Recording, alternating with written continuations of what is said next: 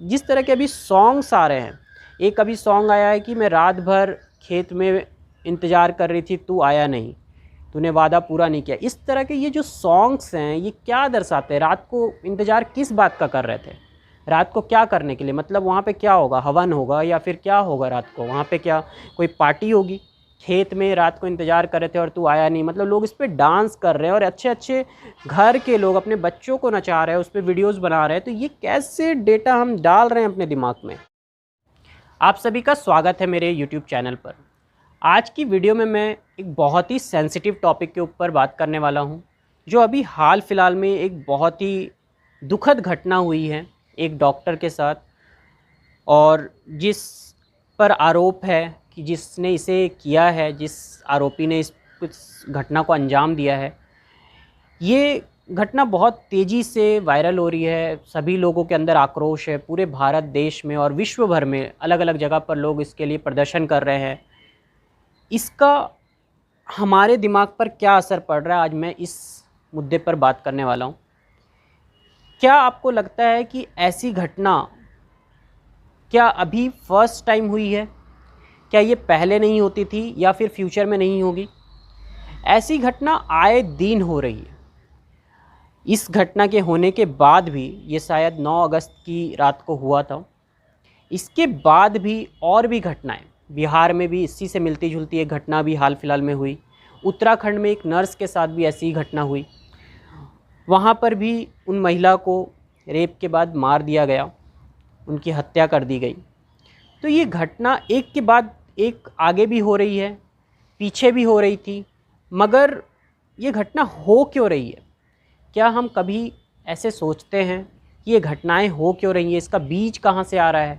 जब ये घटना हो जाती है, बाहर दिख जाती है, तो हम सब एक्शन लेने, हम सब के अंदर आक्रोश आता है, हम सब के अंदर गुस्सा आता है, हम सब बहुत ज़्यादा सेंसिटिव वे में सोचने लगते हैं, बहुत ज़्यादा इमोशनल हो जाते हैं। मगर ये घटना हो क्यों रही है? इसकी बीज आ कहाँ रही है? कोई इसे कर दे रहा है, बट बाकी लोग जो सोच के बैठे हैं कि आगे फ्यूचर में करेंगे, उन्हें कैसे रोका जाए? इस तरह के आरोपियों को सज़ा तो देनी ही चाहिए, ताकि बाकी लोगों के लिए एक मैसेज बने कि वो इस तरह की चीज़ों को अंजाम ना दे। मगर ये हो क्यों रहा है? ऐसी चीज़ें हो क्यों रही है? इसके बीज मुझे लगता है बचपन से ही आने स्टार्ट हो जाते हैं एक इंसान के अंदर। हमें माइंड के फितरत को समझना होगा, हमारा माइंड फंक्शन कैसे करता है हमें वो समझना होगा। सब कॉन्शियसली जिस तरह के भी डेटा हम कंज्यूम करते हैं, चाहे वो किसी भी जगह से हो, इस पे ऐसा नहीं किया जा सकता। जैसे भारत में पॉर्न बैंड है, फिर भी लोग कहीं ना कहीं से देख ही ले रहे हैं। आप आराम से नेट पे जाएंगे, जब आप उस वेबसाइट को सर्च करेंगे तो वो बंद है, बट कहीं ना कहीं से लोग अपना दिमाग लगा करके कुछ अलग वेबसाइट डाउनलोड करके या कोई अलग ऐप डाउनलोड करके उसे देख ही रहे हैं। 85%, एक डेटा कहती है कि 85% लोग, 85% इंडियन पॉर्न देखते हैं, कंज्यूम करते हैं। उसमें बहुत सारे लोग, और जब आप उस पॉर्न में देखेंगे, मैंने इस पर रिसर्च किया इसलिए मुझे इतने डिटेल में पता है कि उसमें जो एब्यूसिव या फिर बहुत ज़्यादा सप्रेसिव वाले पॉर्न होते हैं, उस पर बहुत व्यूज़ होते हैं। तो उसे कैसे लोग देख रहे हैं, कौन लोग देख रहे हैं? क्या हमें नहीं लगता कि इस तरह की चीज़ें जो हमारे दिमाग में जाती हैं, या फिर हमें इस तरह की चीज़ों में जो मज़ा आता है, या फिर हम जो इस तरह की चीज़ें देखते हैं, ये कहीं ना कहीं हमारे दिमाग को पॉल्यूट कर रही है, गंदा कर रही है? क्या हम इससे क्वेश्चन करते हैं? क्या हम इसे क्वेश्चन करने से डरते नहीं हैं? अगर कोई भी इस पे सवाल उठा दे तो क्या हम एग्रेसिव नहीं हो जाते? क्या हमें ये नहीं लगता कि नहीं, कोई मुझे कैसे बोल सकता है, ये मेरा सेल्फ एक बनाया हुआ है, मतलब मैं खुद कर रहा हूँ, कोई मुझे क्यों बोलेगा? यही खुद के चक्कर में ही तो ये बाहर के लोगों को पॉल्यूट कर रहा है ना। जो मैंने खुद सोचा, जो मैंने जिस तरह के डेटा कंज्यूम किया, अगर वो सिर्फ मेरे तक सीमित रहता, अगर वो इंसान जिसने इस तरह के डेटा कंज्यूम किए, वो जो आरोपी है, वो सिर्फ अपने तक ही, अपने शरीर को ही सिर्फ नुकसान पहुंचाता है या सिर्फ अपने तक ही रहता है तो ठीक है, बट उसने अपने फैमिली पे भी नुकसान पहुंचाया। जिस तरह से न्यूज़ में आ रहा है कि उसके घर में भी वो अपनी वाइफ के साथ मारपीट करता था, उनकी वाइफ की कैंसर से मृत्यु भी हो गई है। तो वो इंसान जो खुद को तो पॉल्यूट कर ही रहा है, साथ ही साथ अपने फैमिली को भी और बाहर समाज को भी, जिसने इतनी बड़ी घटना को अंजाम भी दे दिया। तो ये जो हमारे सब कॉन्शियस माइंड में डेटा जा रहे हैं, ये कहीं ना कहीं हमें पॉल्यूट करते हैं और बाहर इस तरह की फिर चीज़ें निकल कर के आती हैं। जैसे अभी एक जिस तरह के अभी सॉन्ग्स आ रहे हैं, एक अभी सॉन्ग आया है कि मैं रात भर खेत में इंतज़ार कर रही थी, तू आया नहीं, तूने वादा पूरा नहीं किया। इस तरह के ये जो सॉन्ग्स हैं ये क्या दर्शाते हैं? रात को इंतज़ार किस बात का कर रहे थे? रात को क्या करने के लिए? मतलब वहाँ पे क्या होगा, हवन होगा या फिर क्या होगा रात को? वहाँ पे क्या कोई पार्टी होगी? खेत में रात को इंतज़ार कर रहे थे और तू आया नहीं, मतलब लोग इस पे डांस कर रहे हैं और अच्छे अच्छे घर के लोग अपने बच्चों को नचा रहे हैं, उस पर वीडियोज़ बना रहे हैं। तो ये कैसे डेटा हम डाल रहे हैं अपने दिमाग में? क्या बना रहे हैं हम अपने दिमाग को?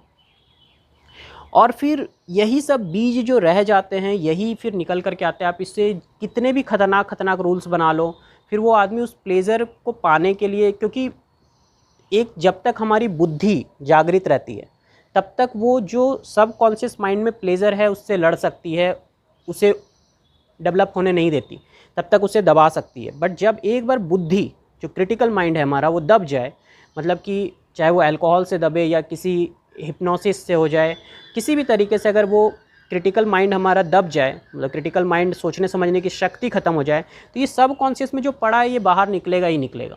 ये सब कॉन्शियस को दबाने का कोई तरीका नहीं है। फिर उस समय आदमी चाहे वो उसको आप पनिशमेंट, कैसी भी पनिशमेंट दे दो, कितनी भी पनिशमेंट का डर बना दो, वो सब कॉन्शियसली जो उसके दिमाग में बैठा है वो कर ही देता है। तो क्रिटिकल थिंकिंग को हम मजबूत बनाने के काम कर रहे हैं। हम क्रिटिकल थिंकिंग के लिए बना रहे हैं कि हम पनिशमेंट के रूल्स बहुत ख़तरनाक बना देंगे, हम ऐसी सज़ा उसे देंगे कि बाकी सब लोगों को ये सज़ा, उससे डर लग जाएगा और वो फिर ऐसी चीज़ें नहीं करेंगे। बट ये तरीका सही नहीं है। आप क्रिटिकल थिंकिंग को जितने भी मजबूत बना दो, जब लोग अल्कोहल कंज्यूम करेंगे या फिर कुछ ऐसे स्टेट में चले जाएंगे जहाँ पे क्रिटिकल थिंकिंग काम ही नहीं कर रही होगी, तब सब कॉन्शियसली जो दिमाग में पड़ा है वही निकलेगा। हमें सब कॉन्शियस माइंड को ठीक करना होगा। सब कॉन्शियस को ठीक करने के लिए हम जिस तरह के डेटा कंज्यूम कर रहे हैं, या तो हमें खुद से उस डेटा को छोड़ना होगा कंज्यूम करना, हमें खुद के माइंड को इतना पावरफुल बनाना पड़ेगा कि हम उस तरह के डेटा कंज्यूम ना करें, या फिर कुछ ब्रॉडकास्टिंग जो हमारी टीम है उन सबको कुछ ऐसे बैठ कर के रूल्स रेगुलेशंस बनाने पड़ेंगे कि कैसी चीज़ें समाज में दिखाई जाएं और कैसी ना दिखाई जाए।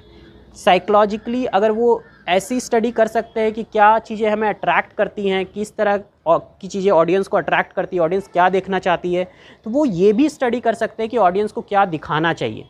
जिस तरीके से यूट्यूब पे एक ऑप्शन है कि वो किड्स को क्या दिखाना चाहिए, तो उसमें वो ओनली फॉर किड्स करके वो कर देते हैं वीडियो में, वैसे ही जनता को क्या दिखाना चाहिए इस पे भी स्टडी किया जा सकता है। अगर कोई व्यूज़ से हट करके, कि सिर्फ हमें व्यूज़ नहीं चाहिए, हमें समाज में एक अच्छा मैसेज भी देना है, तो इस चीज़ को अगर कोई सोच करके वीडियोज़ बनाने लग जाए, या फिर समाज में जितनी भी चीज़ें हो रही हैं मूवीज़ के फॉर्म में या म्यूज़िक के फॉर्म में, तो ये चीज़ें बने कि समाज को क्या देखना चाहिए जिससे ह्यूमैनिटी एक अच्छे डायरेक्शन में जाए, तो इस पे कुछ हो सकता है। जब तक हम सब कॉन्शियस माइंड पे काम नहीं करेंगे तो इस तरह की घटनाएं होती रहेंगी। हम रियल मायने में प्रोटेस्ट करें अगर, तो इसका कुछ रिज़ल्ट आएगा नहीं। तो सिर्फ छोटे समय के लिए, सिर्फ कुछ दिनों के लिए ये आक्रोश दिखाने से कुछ नहीं होगा, क्योंकि ये केस थोड़े दिनों तक लोग के अंदर जब तक आग रहेगा तब तक ये केस दिखेगा कि कुछ हो रहा है, फिर ये धीरे धीरे दबता चला जाएगा और ऐसे ना जाने कितने बलात्कार, रेप और ऐसी घटनाएं होती रहेंगी जब तक हम सब कॉन्शियस माइंड पे काम नहीं करेंगे। अगर हमने सब कॉन्शियस माइंड पे काम करना चालू कर दिया तो हम सिर्फ इस घटना को नहीं, ऐसे जुड़ी बहुत सारी घटनाओं को, जहाँ पर ना जाने क्या क्या हो रहा है, लोग अपने माँ पिता को छोड़ दे रहे हैं, लोग जो एक इंसान मेहनत से कमा रहा है उनके पैसे चोरी कर ले रहा है, लोग अपने घर से माँ बाप को निकाल दे रहे हैं, अपने बच्चों को, छोटे बच्चों को ऐसे ही छोड़ दे रहे हैं अनाथ आश्रम में। ये सब घटनाओं पे फिर हम काबू पा सकेंगे अगर हमने सब कॉन्शियस माइंड पे काम करने के लिए कुछ किया।